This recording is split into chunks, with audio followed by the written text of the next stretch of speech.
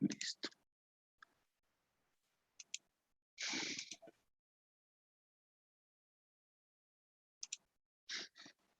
Bien, bueno. Recordar que el LES es una enfermedad autoinmune del tejido conectivo. Su presentación clínica es heterogénea y la producción de autoanticuerpos provoca inflamación complemento dependiente y apoptosis celular que van a fomentar básicamente el daño microvascular, como observamos en esta imagen, en la cual la parte del capilar se ha comprometido. Un momentito ahí que está llegando ya.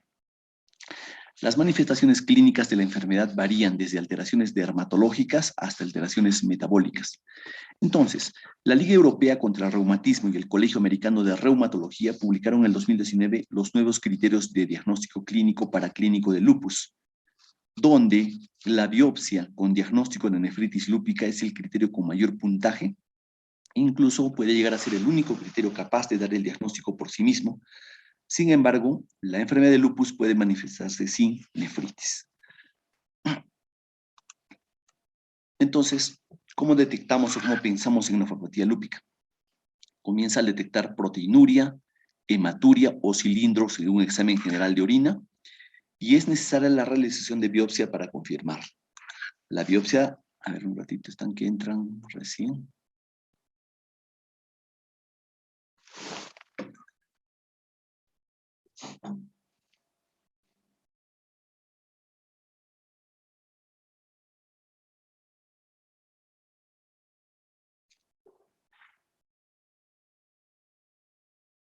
Ya.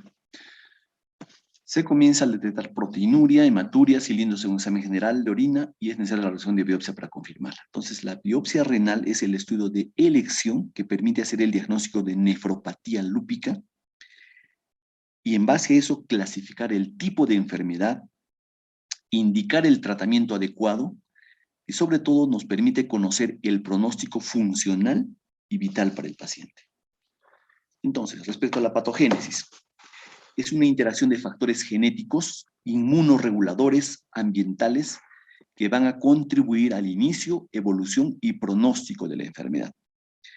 La pérdida de regulación del sistema inmune compromete la inmunidad innata y adaptativa, que va a provocar una respuesta inmune ante antígenos de la cromatina nuclear. Básicamente, estos mediadores causan la autoinmunidad al mantener la inflamación, complemento dependiente, apoptosis celular y complejos inmunes que inducen daño local microvascular. Entonces, las manifestaciones clínicas del lupus incluyen síntomas y signos constitucionales, como por ejemplo, dermatológicos, neurológicos, serositis, artritis y adicionalmente compromiso renal. Entonces, estos son los criterios 2019 del EULAR y del ACR para el diagnóstico de LES. Tenemos criterios de inclusión, anticuerpos antinucleares de título 1/80 en células EP2. Tenemos criterios adicionales como no contar criterio en caso de que este sea explicado por otra enfermedad. Es suficiente que ocurra en una ocasión, se requiere un criterio clínico, los criterios no necesitan presentarse simultáneamente. Entonces tenemos criterios clínicos y tenemos criterios inmunológicos. Los criterios clínicos, ¿cuáles son? Por ejemplo, fiebre, que equivale a un puntaje de 2, criterios dermatológicos como alopecia no cicatricial, 2 puntos, úlceras orales, 2 puntos, lupus discoide o subagudo cutáneo, 4 puntos, lupus agudo cutáneo, 6 puntos. Respecto a lo que son problemas articulares, artritis, sinovitis caracterizada por aumento de volumen o edema en 2 o más articulaciones o rigidez en 2 o más articulaciones por más de 30 minutos en la mañana, eso equivale a 6 puntos. Criterios neurológicos como delirio, 2 puntos, psicosis, 3 puntos, convulsiones, 5 puntos. Respecto a la serositis, puede haber líquido pleural o pericárdico, que equivale a 5 puntos, todo esto detectado por una ecografía cardíaca, en este caso, una ecocardiografía transtorácica, pericarditis aguda, que equivale a 6 puntos, o criterios hematológicos como leucopenia, que es 3 puntos, trombocitopenia 4 puntos y hemólisis autoinmune 4 puntos. Respecto a los criterios renales, que es lo que nos interesa, en este caso, podemos encontrar una proteinuria de más de 0,5 gramos en 24 horas, biopsia renal con nefritis lúpica clase 2 o 5, 8 puntos. Una biopsia renal con nefritis lúpica clase 3 o 4 con 10 puntos. Entonces, voy a apagar este celular un ratito. Y hay criterios inmunológicos. Muchas veces nos basamos, o los diagnósticos que observamos son la mayoría por criterios inmunológicos. Un momentito, chicos. Estoy en clases, te llamo luego. Tenemos anticuerpos antifosfolípido, 2 puntos, que comprende cuáles: anticuerpos anticardiolipina, anticuerpos anti-beta-2 glicoproteína de tipo 1 y anticoagulante lúpico. Y los criterios de complemento, bajo un complemento 3, un complemento 4 bajo, 3 puntos. Igual, bajo C3 o bajo C4, igual 4 puntos. Los anticuerpos altamente específicos para lupus son los siguientes: anticuerpos anti-DNA de doble cadena, 6 puntos, y anticuerpos anti-Smith, 6 puntos. ¿Qué significa esto? Entonces, lo que tenemos que tener en cuenta es lo siguiente: todos los pacientes que tienen lupus podrían desarrollar nefropatía lúpica. La nefropatía lúpica básicamente se va a diagnosticar por biopsia. ¿Por qué? Porque en la biopsia vamos a encontrar determinado tipo de clasificación morfológica e histológica. Y dependiendo de la clasificación morfológica e histológica va a ser el tratamiento y va a ser el pronóstico de los pacientes. Bien. Entonces, el diagnóstico de LES se establece al sumar un mínimo de 10 puntos de un total de 22 puntos, pero la biopsia renal con nefritis lúpica es criterio suficiente para el diagnóstico de LES. Entonces, hablemos de nefritis lúpica. Es una glomerulonefritis mediada por la formación de inmunocomplejos que forma parte de las manifestaciones cutáneas de LES. Se presenta en un 40-70% de los pacientes y entre un 10 a 20% llega a desarrollar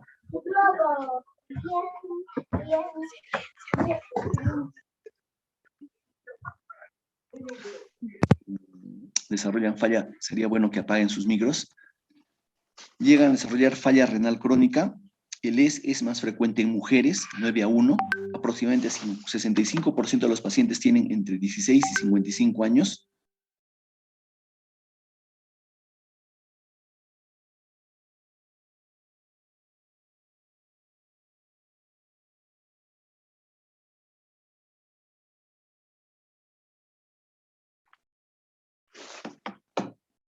Siguen llegando los chicos ya. El LES es más frecuente en mujeres, 9-1, aproximadamente 65% de los pacientes tienen entre 16 y 55 años de edad, mediana de 37 a 50. Los pacientes jóvenes con LES tienen mayor incidencia de nefritis lúpica que los que inician con lupus en edades más avanzadas, 85 versus 50%. La raza influye significativamente. Hay una alta prevalencia en mestizos, básicamente hispanos, raza negra, afroamericanos en Estados Unidos. Los de raza blanca tienen menos complicaciones.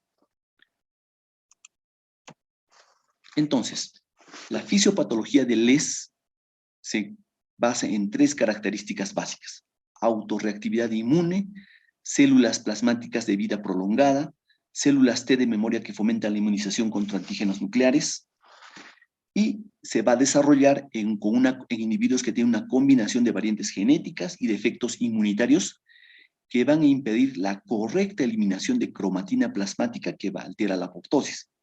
Entonces, se va a producir una opsonización de estos detritus celulares por el complemento y la eliminación por parte de los fagocitos. A estos fenómenos fisiopatológicos se le suma la netosis, que es la apoptosis de neutrófilos, que igual van a liberar nucleosomas al espacio extracelular. Entonces, estas son las manifestaciones cutáneas, manifestaciones renales.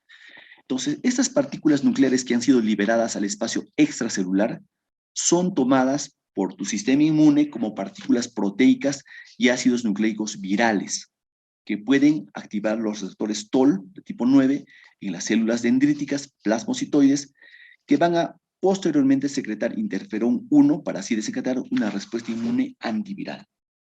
Estas citocinas y factores que desencadenan síntomas inespecíficos son compartidos por eso como si fuera una infección viral, es decir, va a haber fiebre, malestar general, artralgias, mialgias, que son factores regulados básicamente por interferón 7, 5, así como citoquinas proinflamatorias como el CXCL10, CXCL5. Entonces, adicionalmente va a haber formación de complejos inmunes en el mesangio, que van a causar lesiones de clase 1 y 2, formación subendotelial de complejos inmunes dan lesiones de clase 3 y 4, y la formación subepitelial de complejos, el tipo 5, así como las superposiciones que puede ser 3-5 y 4-5. Entonces, con las nuevas evidencias fisiopatológicas, el concepto que se tenía de que hay un depósito pasivo de complejos inmunes ha quedado atrás y ahora se sabe que la formación de complejos inmunes se da in situ por la unión a nucleosomas de las células renales. Entonces, la activación del complemento se origina por el depósito de complejos inmunes en la membrana basal. La deficiencia de complemento disminuye la opsonización y eliminación de autoantígenos lúpicos del espacio extracelular, y los factores del complemento causan directamente inflamación, daño inmunológico asociado a formación de nuevos complejos inmunes. ¿Cómo hacemos el diagnóstico? ¿O cómo sospechamos el diagnóstico de que un paciente con lupus está haciendo nefritis lúpica o que la nefritis que estamos presentando es consecuencia de un lupus? Clínicamente, la principal manifestación que se presenta hasta un 100% de los pacientes con nefropatía lúpica es la proteinuria, lo cual abarca desde un rango nefrótico de más de 3.5 gramos en 24 horas en 50% de los pacientes, hasta una proteinuria que sea asintomática, es decir, proteinurias de menos de 3.5 gramos en 24 horas. Otras formas de presentación o para sospechar que hay presencia de nefritis lúpica en el contexto de un paciente con LES es la hematuria microscópica o macroscópica en 85% de los casos, ¿no? Cilindros hemáticos en 30%, otros cilindros celulares no hemáticos en 30%, e hipertensión en el 30% de los pacientes. Entonces, el diagnóstico se va a sospechar mediante el hallazgo de proteinuria persistente de más de 0.5 gramos en orina de 24 horas, o una tira reactiva con proteinuria de más de 3 cruces, presencia de cilindros celulares y o la aparición de más de 5 eritrocitos por campo, sin otra causa atribuible. Es un dato que debería alertar en el contexto de un paciente con diagnóstico de LES. Entonces, si estamos sospechando LES, si estamos sospechando LES o estamos sospechando nefritis lúpica en un paciente con LES, la indicación de biopsia renal es la siguiente. 1.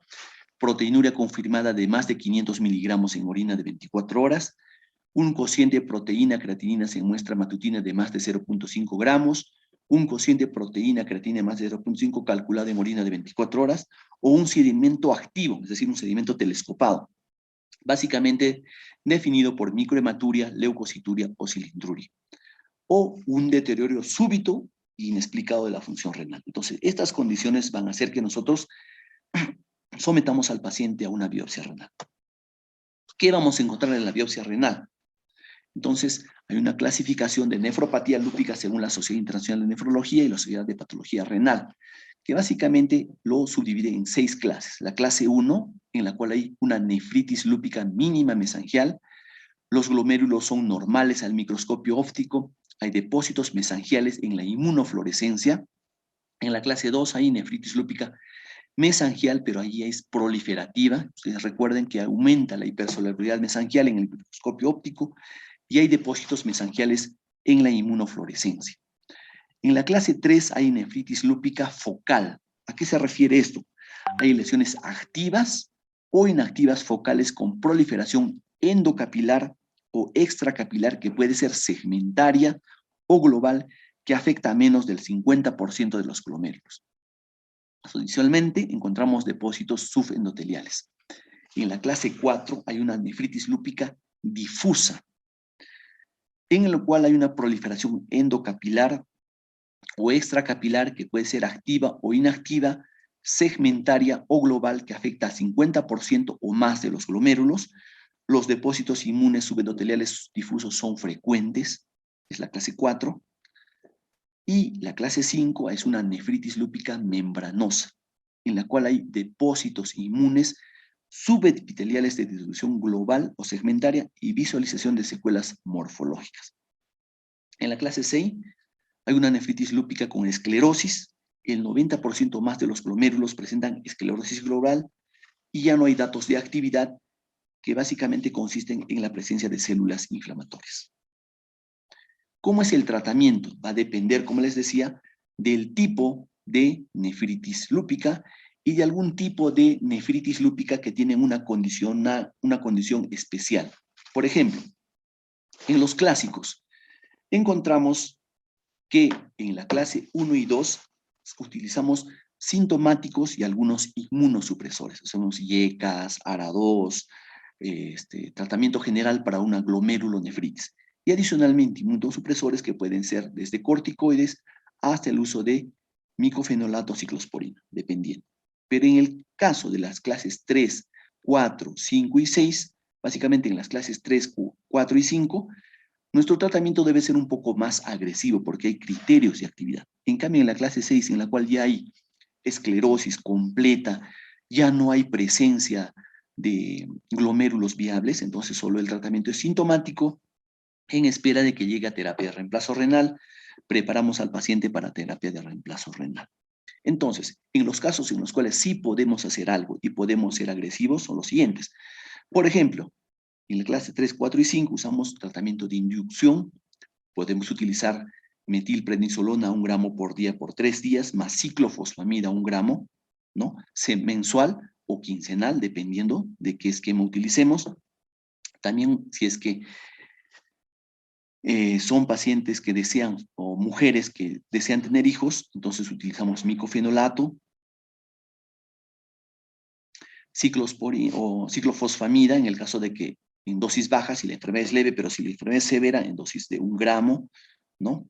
Por metro cuadrado de superficie corporal. Tacrolimus también podemos utilizar si hay deseos de fertilidad, o micofenolato más tacrolimus si hay deseos de fertilidad. Pero hay algunas circunstancias adicionales. En general, todo se reduce a lo siguiente. Tenían 6 meses de inducción y posteriormente los otros meses son de mantenimiento. Entonces, en esos 6 meses de inducción, tú das metilprednisolona a 1 gramo por día por 3 días. El cuarto día das ciclofosfamida y el resto de veces tú das ciclofosfamida a 1 gramo por mes por 6 meses. Y adicionalmente das prednisona a 1 miligramo por kilo por día. Ahora, en las otras circunstancias especiales, por ejemplo, que hay una glomerulonefritis con semilunas, que no es muy frecuente el hallazgo en la biopsia renal, entonces, ¿qué tienes que hacer? Tienes que hacer plasmaféresis, ¿no? Un momentito, por favor, chicos. Jesucito. Oye, Jesús, ¿me das unos 20 minutitos? Te llamo, estoy en clases. ¿Ya? Ya, listo, gracias. Entonces, ahí te puedes usar eculizumab también, ¿no es cierto? O metilprednisolona.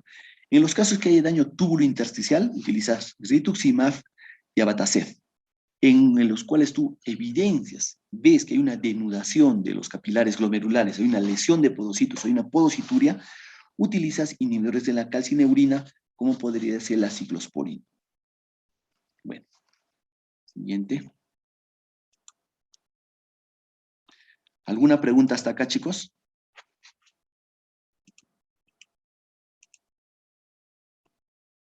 Continuamos con el siguiente tema, ¿ya?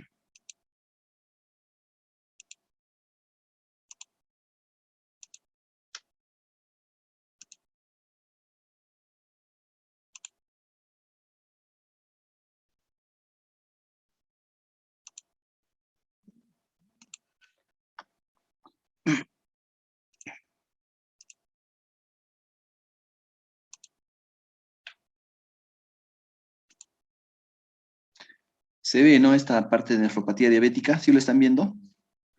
Sí, doctor. Ya.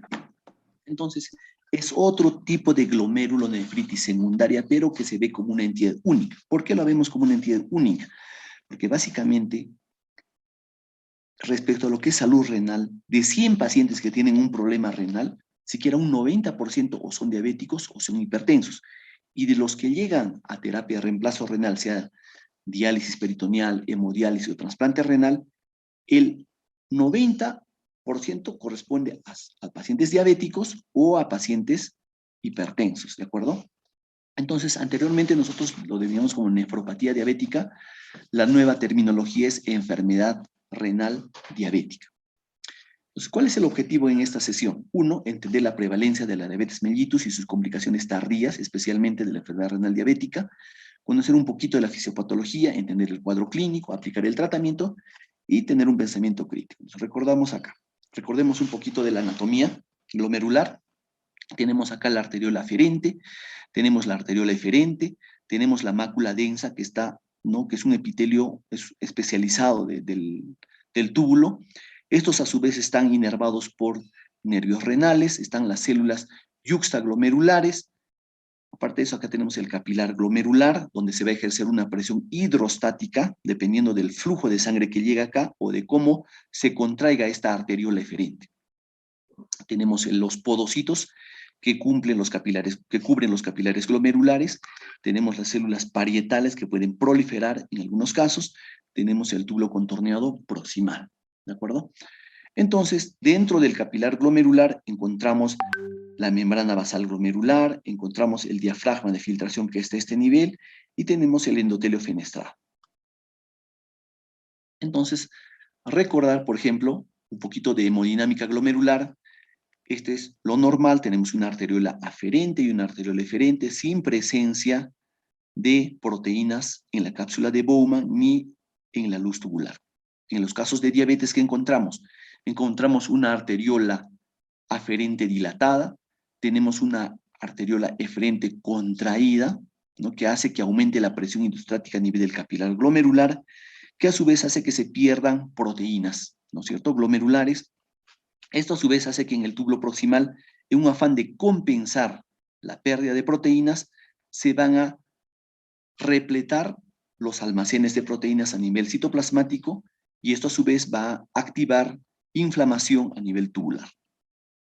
Cuando usamos YECAS y ARA2, lo que hacemos es disminuir la presión de la arteriola eferente, que a su vez disminuye la presión hidrostática capilar y por lo tanto va a haber una disminución o una menor pérdida de proteínas a nivel tubular.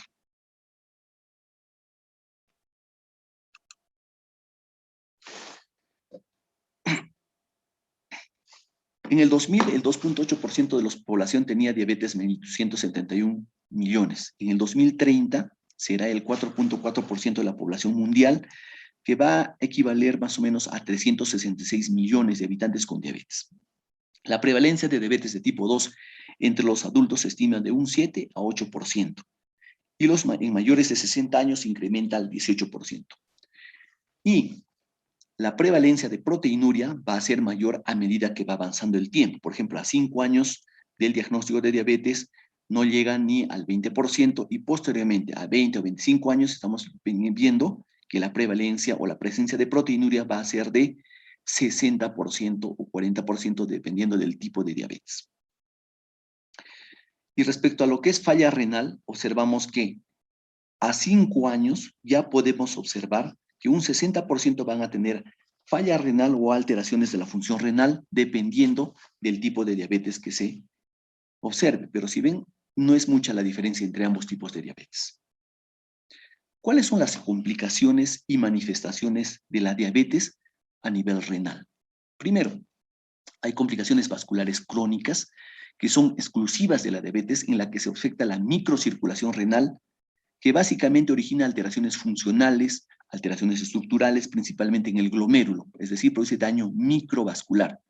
Y esto se define como una albuminuria persistente de más de 300 miligramos por decilitro que posteriormente va a progresar a insuficiencia renal crónica. Se acompaña de hipertensión arterial y se asocia a lesiones de retinopatía diabética proliferativa, que también son problemas de daño microvascular. Entonces, las complicaciones crónicas de la diabetes mellitus son de dos tipos: complicaciones microvasculares y complicaciones macrovasculares.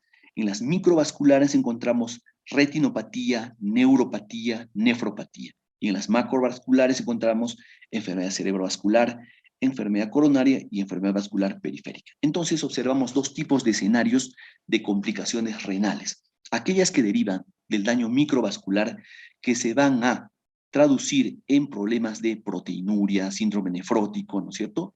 Y en complicaciones macrovasculares que nos pueden dar problemas de ateromatosis difusa a nivel de la arteria renal y sus vasos siguientes, los cuales puede haber una nefropatía diabética isquémica, en el cual el riñoncito va a disminuir de tamaño.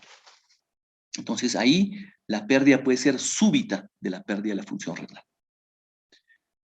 ¿Cuál es la prevalencia de enfermedad renal diabética en el mundo? Hablamos de 25 a 30% de pacientes. ¿Cuál es la fisiopatología? Recordar que la mayoría de las células va a limitar el ingreso del azúcar o de la glucosa a sus compartimientos intracelulares por diversos mecanismos y requiere de transportadores en forma adicional para poder ingresar la glucosa dentro de la célula. Pero hay 3 grupos celulares que son vulnerables a la aparición de hiperglucemia intracelular en presencia de hiperglucemia extracelular crónica, es decir, su permeabilidad se va a ver incrementada. ¿Y cuáles son estos grupos celulares? Hablamos de células endoteliales, células mesangiales y células de Schwann. Entonces se darán cuenta ustedes por qué es que hay mayor prevalencia de la retinopatía diabética, nefropatía diabética o neuropatía diabética. Aquí el actor principal es el gliceraldehído 3-fosfato deshidrogenasa. Entonces vayamos lo siguiente. La hiperglicemia crónica va a hacer que ingrese, ¿no es cierto?, glucosa dentro de la célula. Esto a su vez va a llevar que se active el ciclo de los carboxílicos, lo cual va a aumentar que hayan donantes de electrones NAD y FAT. Esto a su vez va a saturar la coenzima Q, van a cambiar los gradientes de voltaje dentro de la célula. A su vez se van a activar los radicales superóxidos que inhiben el GAT, que es el gliceraldehído 3-fosfato deshidrogenasa, que a su vez van a activar precursores de la vía glucolítica y a su vez van a generar productos avanzados de la glicosidación. Entonces se produce un flujo incrementado por la vía de los polioles y actividad de la aldosa reductasa. Entonces la aldosa reductasa tiene poca afinidad por la glucosa, pero sí aumenta la glucemia intracelular. La aldosa reductasa reduce glucosa sorbitol, que este a su vez es oxidado a fructosa, que consume cofactor NADPH. Recordar que el sorbitol no difunde por la membrana celular, entonces se incrementa su concentración a nivel intracelular. Esto aumenta la osmolaridad intracelular y eso lleva a su vez a edema celular, aumento del volumen de esas células. Al disminuir el NADPH y aumentar el NADP, se reducen los niveles de glutatión reducido, que es un antioxidante intracelular nato. Entonces, por lo tanto, las especies reactivas de oxígeno van a aumentar su daño a nivel intracelular. También se aumentan los AGEs a nivel intracelular.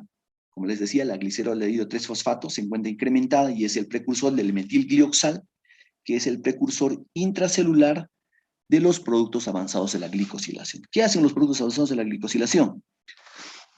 Bueno, también se produce otro fenómeno que es la activación de la proteína quinasa C inducida por la hiperglicemia. La gliceraldehído 3-fosfato se transforma en diacilglicerol, que es el principal activador de la proteína quinasa C, que activa la fosfolipasa A2, aumenta la producción de prostaglandina E2 y tromboxano A2, que van a modificar la permeabilidad vascular, favoreciendo la trombogénesis y modulan la respuesta a la angiotensina 2.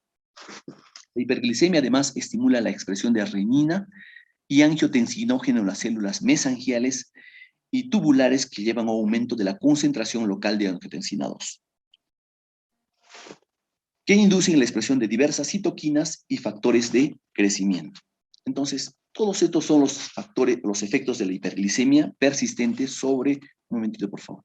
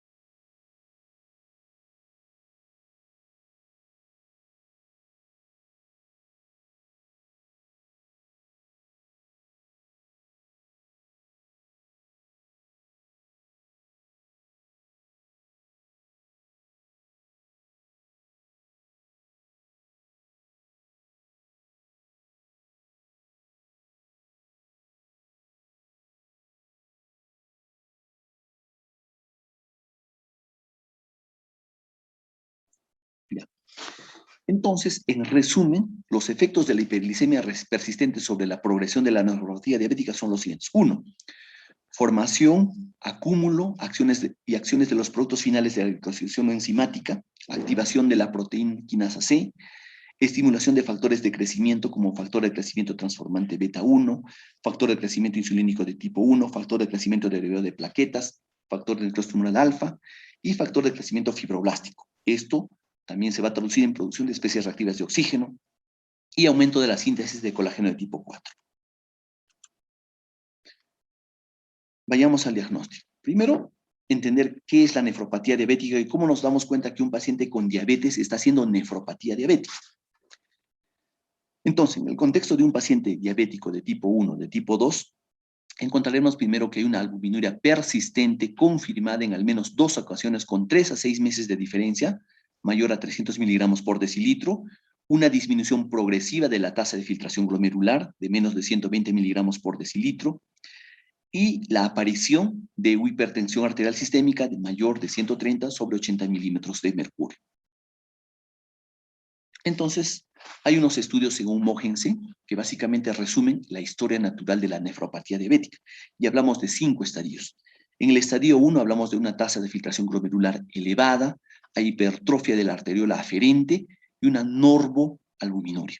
En el estadio 2 hay un inicio del daño estructural de la membrana basal glomerular.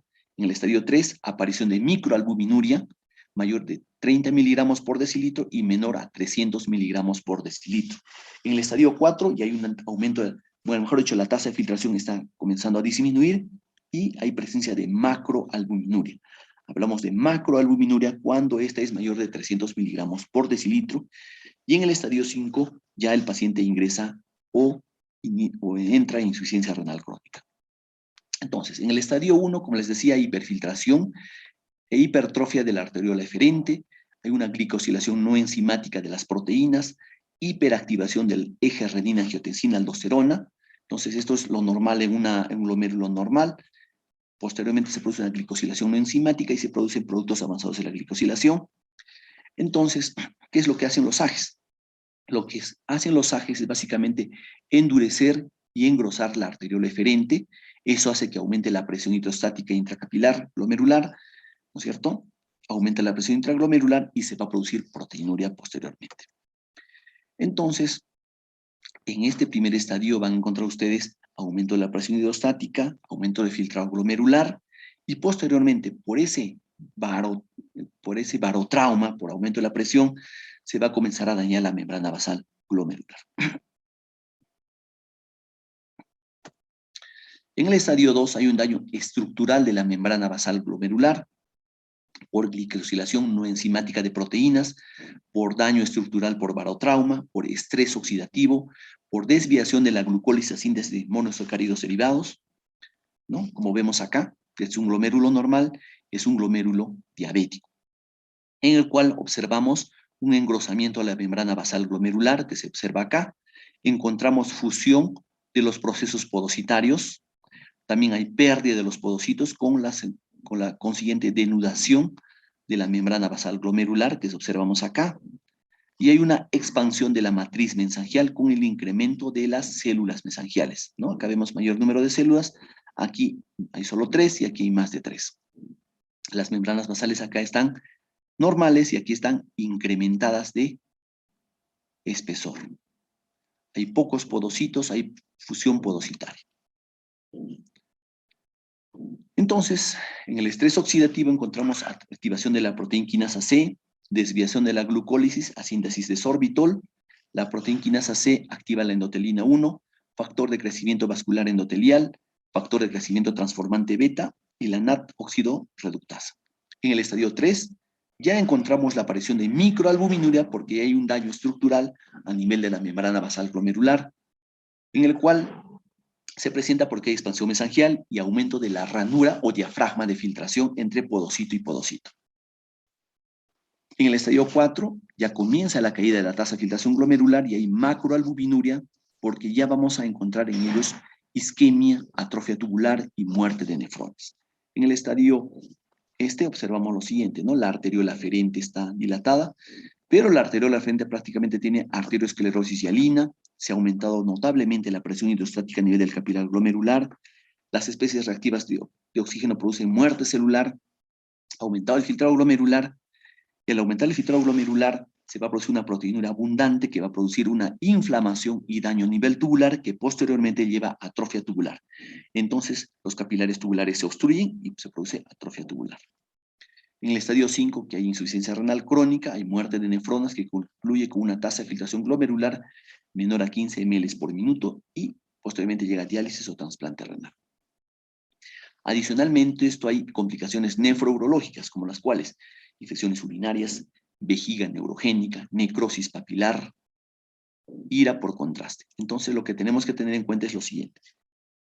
Tienes nefropatía diabética, pero hay otras complicaciones que podrían empeorar tu función renal. Por ejemplo, si tienes nefropatía diabética y adicionalmente tienes vejiga neurogénica, lo que va a haber es un reflujo vésico-ureteral y por lo tanto pueden llevar a hidronefrosis ya en el contexto de que tienes nefropatía diabética. Las infecciones urinarias recurrentes empeoran también la función renal, es decir, tras piedras, palos en este caso. Como hay una disminución del flujo sanguíneo renal por esclerosis y hialina, obviamente el uso de AINES va a empeorar. La función renal te podría llevar a necrosis papilar. El uso de contrastes yodados también empeoraría la función renal en los pacientes que ya tienen de por sí enfermedad renal diabética. Entonces, aquí observamos los pacientes diabéticos presentan proteinuria, pero tú tienes que pensar ahí y aquí decir las dos cosas, ¿no? Decir, uno, ¿esta proteinura es por sí, por solo la diabetes? ¿O porque adicionalmente a la diabetes se ha presentado una glomerulonefritis que podría ser tranquilamente lupus o vasculitis? En este caso, para definir si la proteinura solo es de origen diabético y no tiene una condición autoinmune o de otro tipo asociada que esté ocasionando daño renal adicional al que ya la diabetes está produciendo, entonces haces lo siguiente, ¿no? En la microscopía de orina ves si hay cilindros leucocitarios o hay hematuria, cuantificas la proteinuria, haces una ecografía renal y pides serología para glomerulonefritis que podría ser para vasculitis o para lupus. Entonces, si tu paciente tiene una enfermedad renal diabética, adicionalmente a esos hallazgos que tú has pedido, vas a encontrar lo siguiente. Primero, entender que tu paciente tiene diabetes de tipo 1 y que tiene más de 10 años y que es normal que ya tenga proteinuria. Y si tiene retinopatía, también eso refuerza que esa proteinura es de origen diabético. Si ha tenido microalbumina previa, también asumes que esta proteinuria es por la diabetes y también buscas que si no hay, que no tenga hematuria en forma macroscópica, que no haya cilindros eritrocitarios y también vas a encontrar que tu paciente ya tiene un riñón grande, ¿no? Está un riñón aumentado de tamaño en la ecografía porque eso se observa en la nefropatía diabética o enfermedad renal diabética. Entonces ahí no es necesario que hagas biopsia renal.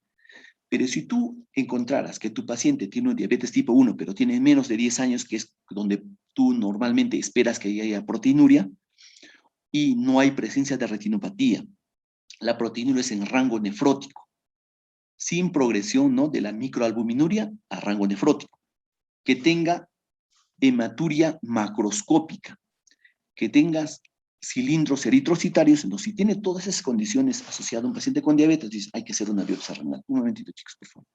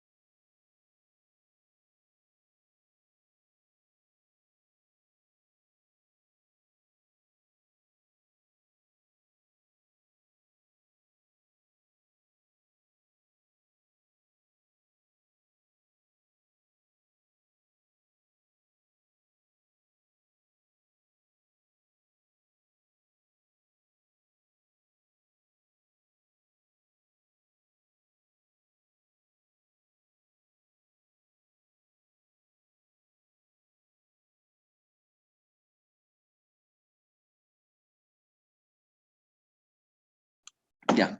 Entonces, en esos casos hacemos biopsia renal. Pero hay casos atípicos que podrían un diabético también tener hematuria y podría tener también proteinuria. Por ejemplo, azoemia sin prematuria de menos de 1 gramo por día, necrosis papilar, por como les decía, ¿no? En el uso de yecas o el uso de AINES, mejor dicho. Pacientes con diabetes y que tengan tuberculosis al mismo tiempo, en los cuales vamos a encontrar piuria y hematuria, o enfermedades renovasculares oclusivas, como por ejemplo ateromatosis a nivel de la arteria renal, ¿no? O de las otras arterias. En esos casos no se hace biopsia renal.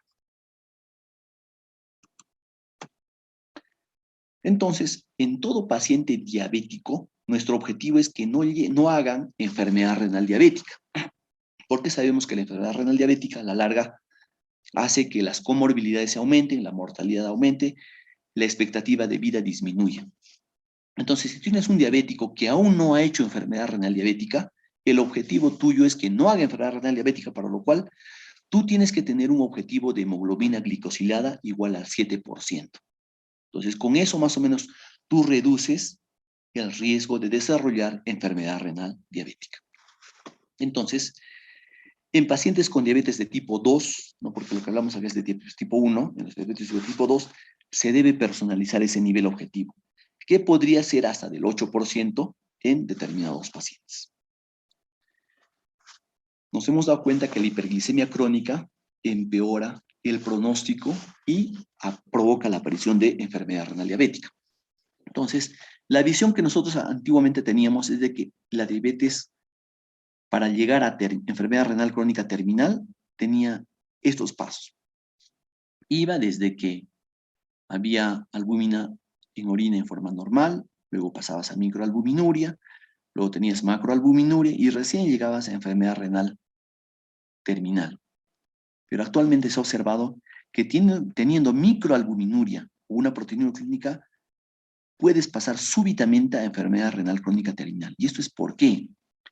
Porque no solo es proteinuria en estos pacientes también tienen problemas vasculares, es decir, podrían hacer una trombosis súbita o infarto renal súbito, porque también tienen problemas vasculares sistémicos.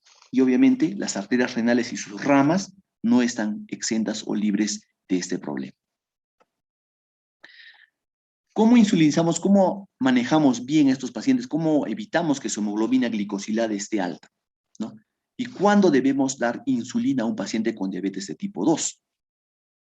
Por ejemplo, si la glucemia en ayuno está más de 250 miligramos por decilitro, si la glucemia ocasional consistente es más de 300 miligramos por decilitro, o la hemoglobina glicosilada está más de 10%, o ya tiene cetonuria el paciente, o tiene diabetes sintomática con poliuria, polidipsia y pérdida de peso. En este caso, debemos de retirarnos de los antidiabéticos orales y pasaremos a usar insulina.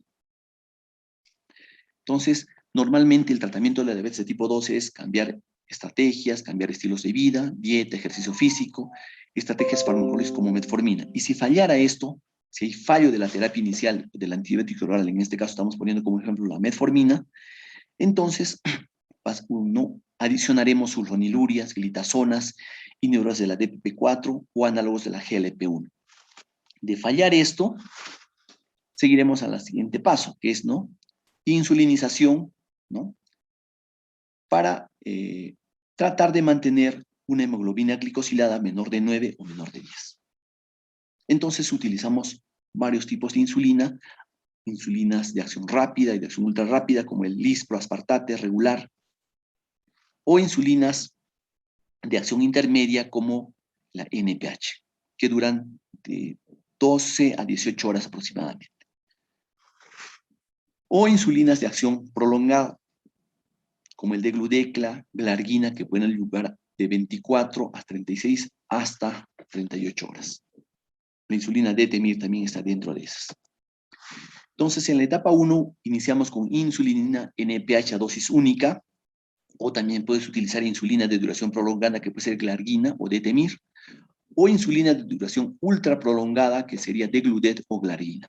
En la etapa 2, en caso de que la hiperglicemia postprandial persista, utilizamos el esquema basal plus, ¿no?, que consiste en lo siguiente.